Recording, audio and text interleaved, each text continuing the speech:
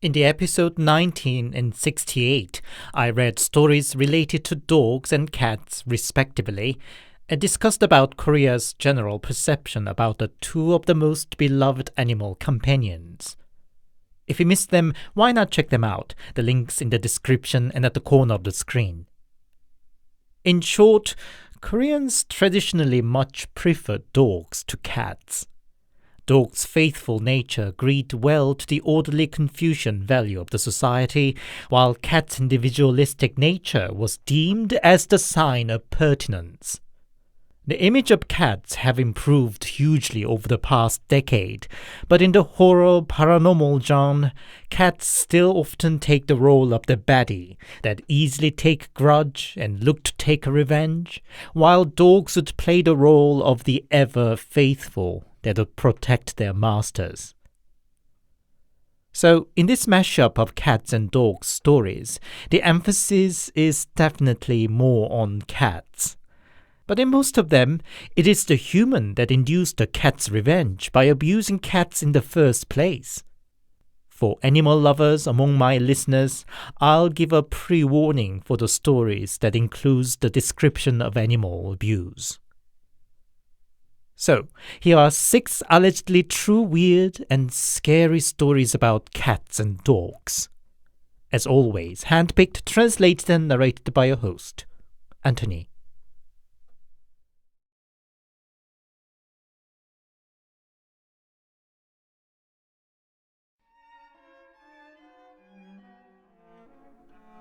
Back when I was 16, it was in the middle of summer vacation. I was home alone most of days as my parents were at work and my older brother had moved out to work in a bigger city.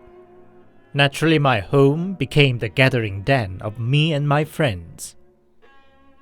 So, we were playing on game console as always when somebody knocked on the door. It was my next door neighbor, whom my family didn't really get on very well because of our rude teenage daughters. With no frill or greetings, she straight asked me if I would do her a favor. If it were now, I would have said, no way. But I was still naive boy and said, all right. She took me to the back of her house, where a narrow gap between the walls was all the space there was. And there were 2 little kittens, one yellow-brown and the other yellow-black tabbies. The neighbor said they made so much noise and want them removed, but her family would not want to touch them. Could I pick them up and throw away? Seemed like not a big problem, and I agreed. She brought out a box to put the kitten in and said, "Cats are cunning little things, and would easily find their way back if you are not careful. Put them in this box and throw them well away from here." To be fair, I couldn't be bothered, nor did I really believe what she said, so I did let them out in the nearby field and forgot all about it. A few days later, I was enjoying a nap on the wide bench in the garden. In my dream, a pretty woman approached me slowly. She laid me down and came over me. Her gentle caressing hand touched my face and playfully put it over my mouth and nose. But soon the pressure got stronger and forceful, suffocating me. All the while, her face was smiling. While I was struggling for a breath, "Get away, you damn things! Shush, shush, get off!" I woke up from a loud yelling. My father was there with reddened face. I didn't understand what was going on. "Are you okay, son?" he said. He explained when he came back home, he found a big tabby cat sitting on my sleeping face. Father finished his work a couple of hours earlier than usual, and I don't want to think what might have happened to me if it didn't. I told Dad what the neighbor asked me to do a few days prior, and it prompted a quarrel between my dad and the neighbor. She insisted that she did nothing wrong, and what happened to me had nothing to do with her. In the end, our relationship to the neighbor got irrecoverably damaged. We used to keep various pets in my family, including a cat, but after that incident, I dislike all the animals but dogs.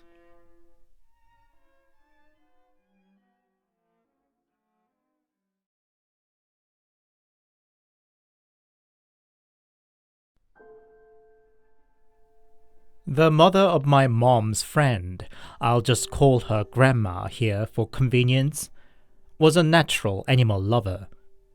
At her later years, she kept 3 big dogs and indeed adored them a lot. It is not unusual to find dog lovers who would pamper their pets in whichever way possible, but in her time, most people would just keep them out in the garden and feed them whatever scraps from the kitchen. But Grandma would put out cushions for each dog in the living room and get cuts of meat to feed them. The dogs too seemed to understand their mistress's love for them and kept loyal to her. But her health deteriorated and had to be hospitalized, and sadly passed away before she could come back home again. And the next morning, her neighbor, who'd been in charge of feeding the dogs during the grandma's absence, found all 3 dogs peacefully lying down side by side, dead. They were all healthy and active, and there was no apparent reason for all 3 to die so suddenly. Could it be that they sensed the death of their mistress and died of the broken heart?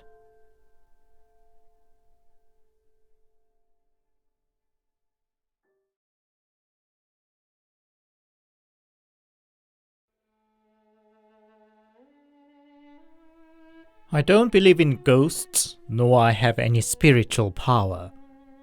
But what I experienced during military service do make me wonder a little bit. I started my military service in 1998. As the fresh private, I was given the farthest corner of the barrack. It smelt badly of mold, but you don't get such luxury as to complain about such in the military. I fell asleep quickly after the long first day in the platoon, but soon woken up by something pressing on my feet.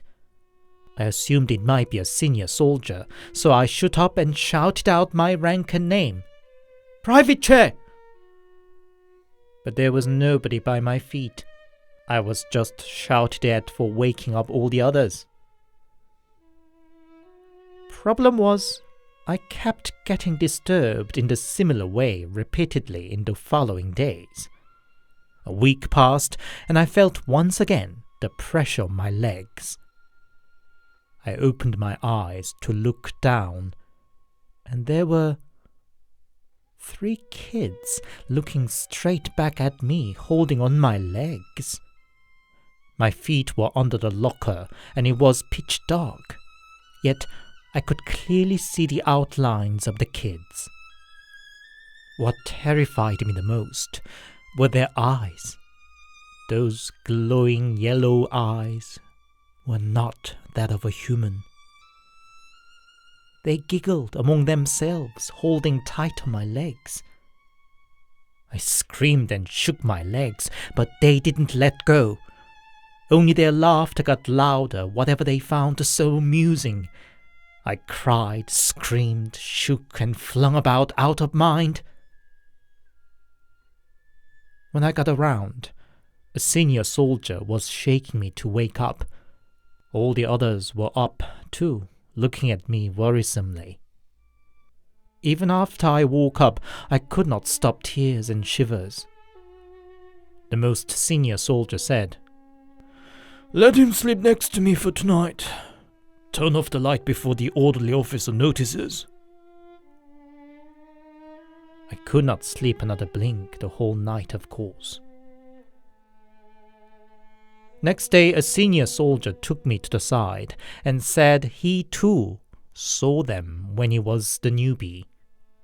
The kids scratched his legs so hard his skin ripped off under their nails.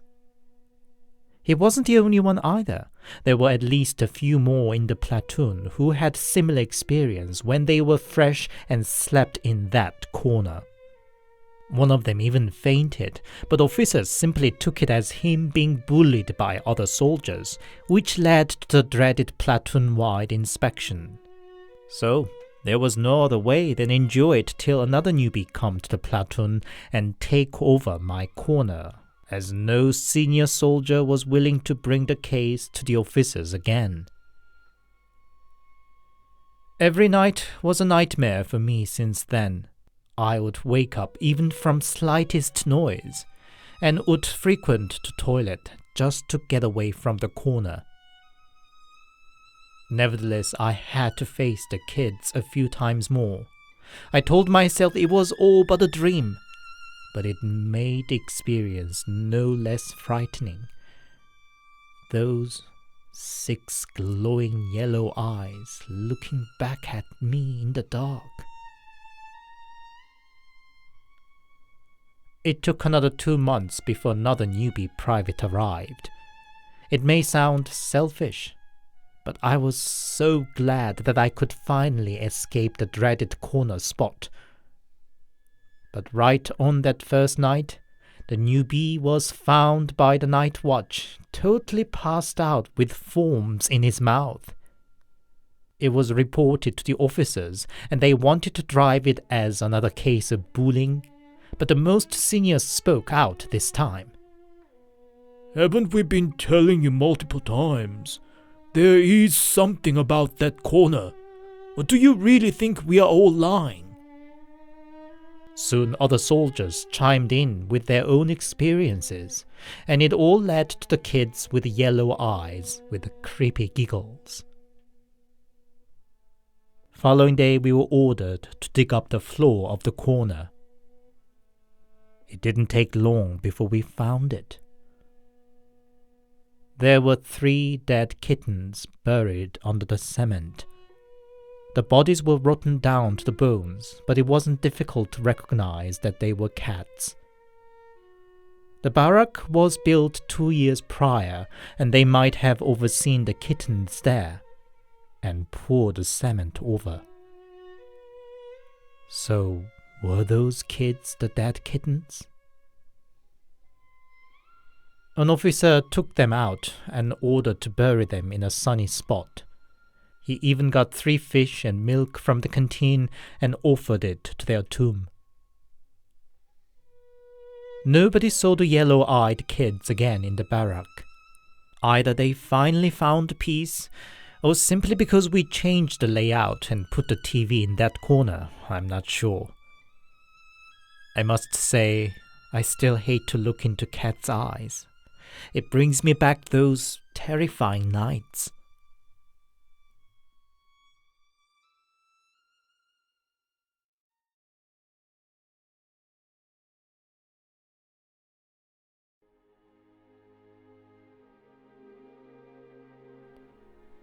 My family had a pet dog.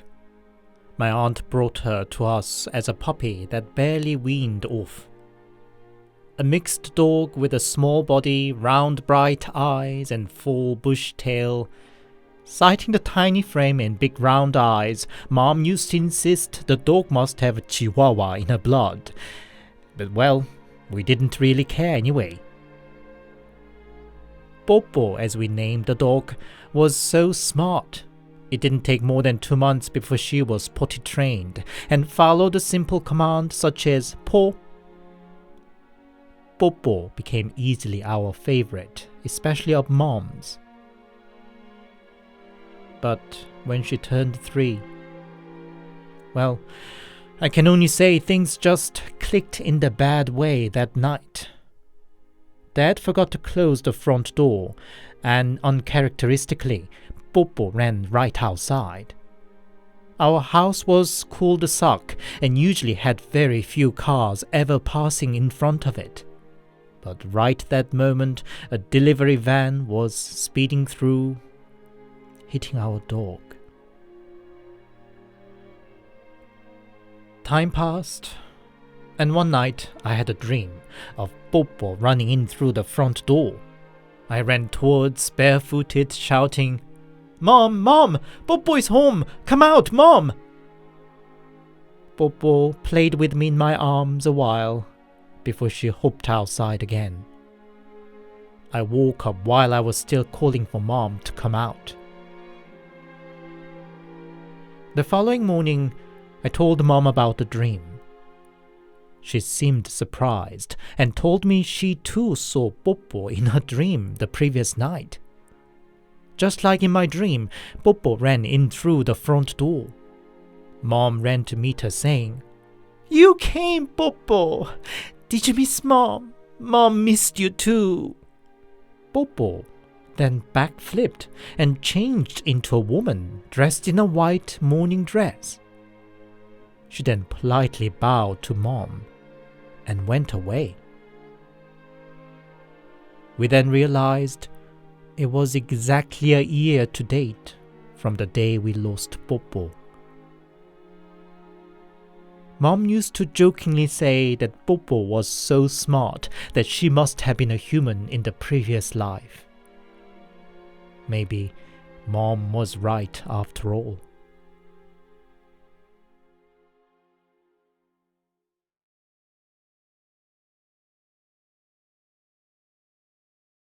Following story includes the description of animal abuse.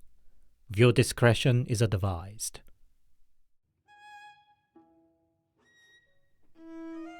My aunt said she started smoking at 17. One summer day, she sneaked into the local mountain with friends to get away from prying eyes of the village adults, who would have, of course, crushed them had they found smoking. On their way, they heard a kitten crying from the rice field. They searched where it was from and found a kitten so young that it didn't even open its eyes yet. For a group of clueless and bored teenagers, anything remotely amusing was a welcome, and they took the kitten away with them as their toy. And played with it they did. They dropped the kitten in the stream to see if it swims. They each called out from the shore, "Hey, kitty kitty, come on, swim over here," to see to whom the kitten should swim towards. But the poor kitten was too young and little to be able to even to stay afloat in the fast-running water of the stream. They managed to fish it out again, but the misfortune for the kitten didn't stop there. They amused themselves by repeatedly dipping the kitten in the water to see it struggle for its life. And well, the inevitable came in the end. The kitten stopped reacting even under the water. Teenagers lost interest and just left the dead kitten in the water. Just my aunt and one other friend still had some sympathy left and fished it out to bury it under the tree on the way back to the village. That night, as country folks, Aunt's parents went to bed early, and Aunt came out to the yard to have one last smoke before bed, and heard a cat's cry. Cats roaming around the night in the village wasn't anything unusual, so Aunt nonchalantly finished her cigarette and stood up, only to meet eye to eye with a cat that sat on the low fence.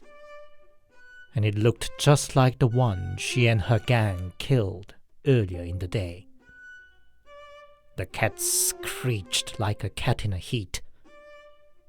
"Shoo! Go away!"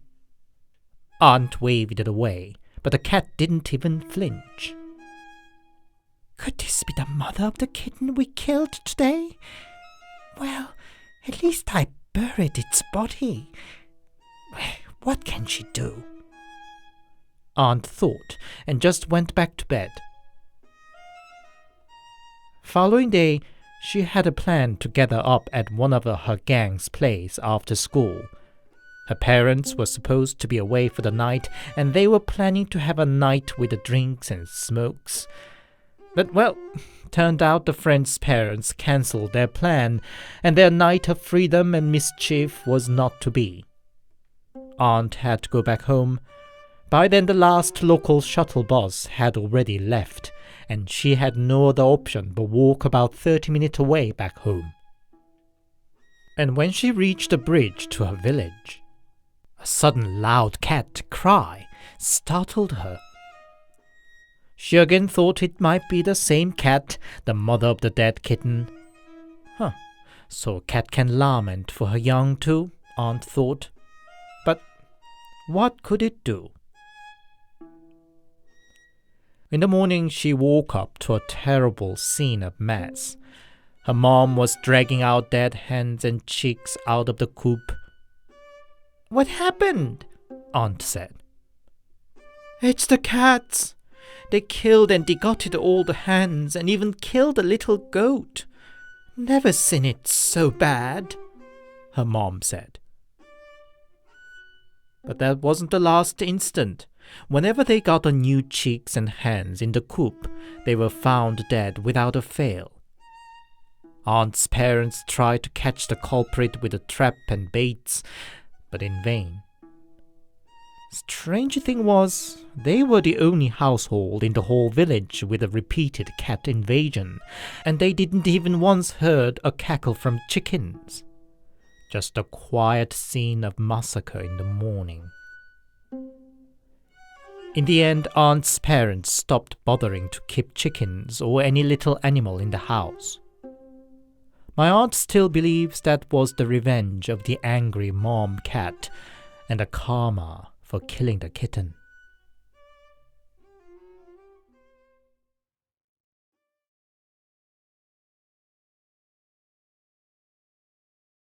Following story includes the description of animal abuse. Viewer discretion is advised.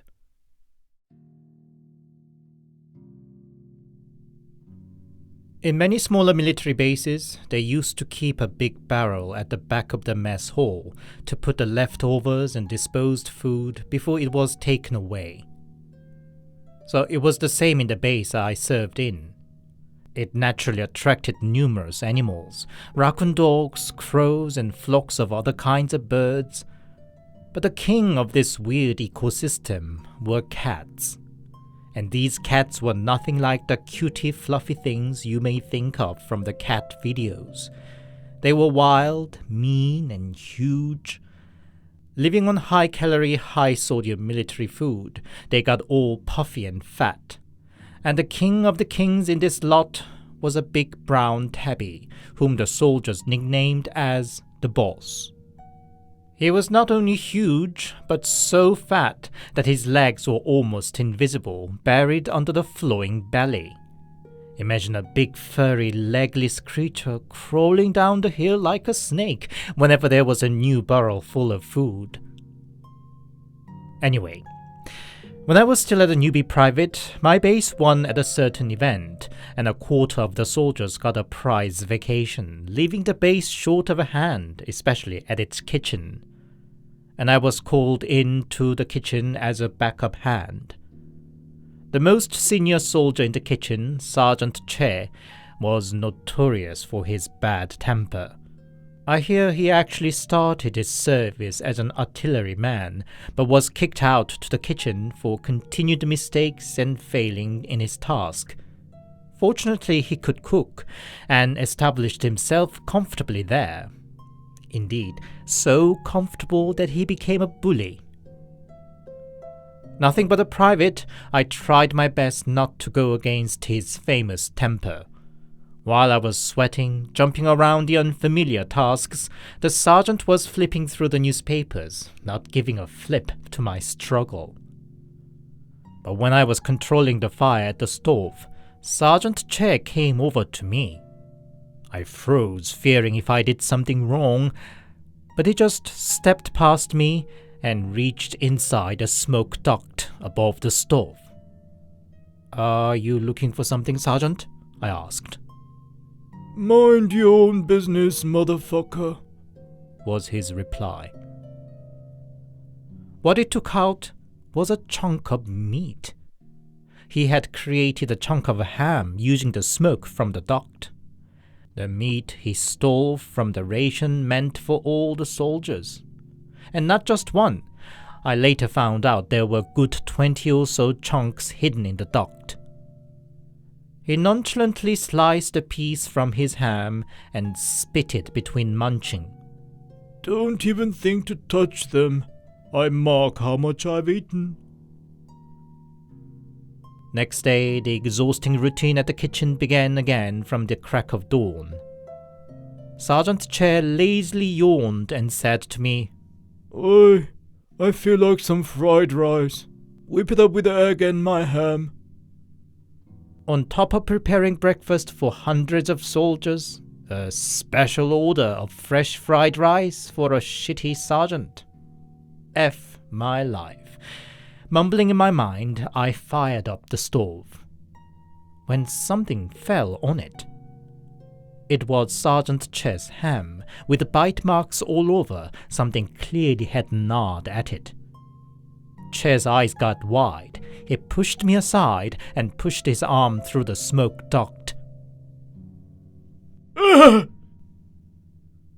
He screamed and pulled out his hand. A bloody scratch ran over his hand. Soon something big fell from the duct. It was the boss, the king of the cats. While Che screamed and shouted swears, the boss dodged his kicks and ran out. But Che wasn't giving up. He grabbed the shovel and followed out. We were all quietly laughing to get an unexpected spectacle from the early morning. A dumpy, nasty sergeant chasing after a big fat cat. But to our surprise, Che managed to hit the boss with his shovel. The screech of the cat rang around the base. Che dragged still wiggling cat back to the kitchen. Is the discarded oil can still full? He said between hard panting. Yes, it's to be emptied later. Fired it up. We didn't want to believe what he had in his mind. But an order is an order. Soon the old cooking oil was bubbling up. You fucking kid thought you can fuck me, eh? You are fucked today. He lifted up the bleeding boss, and to all the others' shock and horror, threw him in the boiling oil can. The most horrible scream of the poor cat would be forever etched in my memory. It sounded like that of a mother who was forced to witness her child's death. The cat finally got silent about 20 seconds later, and the rest were disgusting smell of the animal frying and silence from a group of traumatized soldiers. What are you watching on, bitches? Clean it out and crack on with the breakfast. Che growled. Night came, but the horrible day was not yet over for me. I was woken up by Che. The orderly officer wanted some midnight snack. Che, being the best cook in the kitchen, was the officer's favorite for such a task, and he picked me up of all people as his assistant. As we were unlocking the kitchen door, I heard a strange noise. It sounded like a half baby's crying and a half scream of a dying woman. It naturally creeped me out. "What's that noise, Sergeant?" I said. Just cats. They must be shaking each other. Che said, sniggering, and opened up the kitchen door. In the pitch dark inside were eyes. Hundreds of flashing eyes. I almost dropped on the ground and Che screamed. I managed to turn on the light. And there were cats. Dozens and dozens of cats gathered around the old oil can in which the boss was fried alive earlier. Cats didn't give a flip about me, but they all turned to look at Sergeant Che, all of them, in total silence. And then they scattered away into the darkness outside. Che was bedridden for 3 days for an unidentified ailment. He discharged from the military when I became corporal, but I hear he died at a gas explosion another year after that.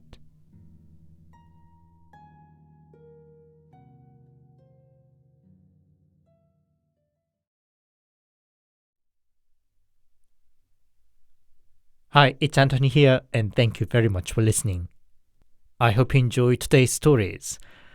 I did contemplate if I should include the last story or not, because the level of animal abuse there is definitely gruesome. But beyond the animal abuse, the story reveals the overall claustrophobic and maddening atmosphere of an army base.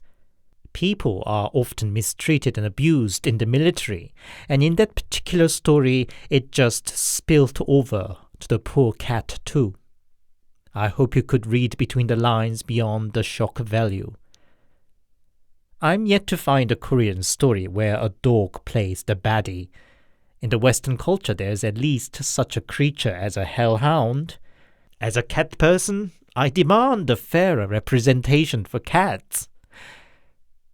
If you enjoyed my work, please leave a comment and a like, and please consider subscribing to my channel. If you'd support me more directly, I also have a Buy Me a Coffee account. The link's in the description. Buy Me a Coffee supporters get an early access to my new videos. Thank you. I'll come back next Sunday. Stay safe and take care.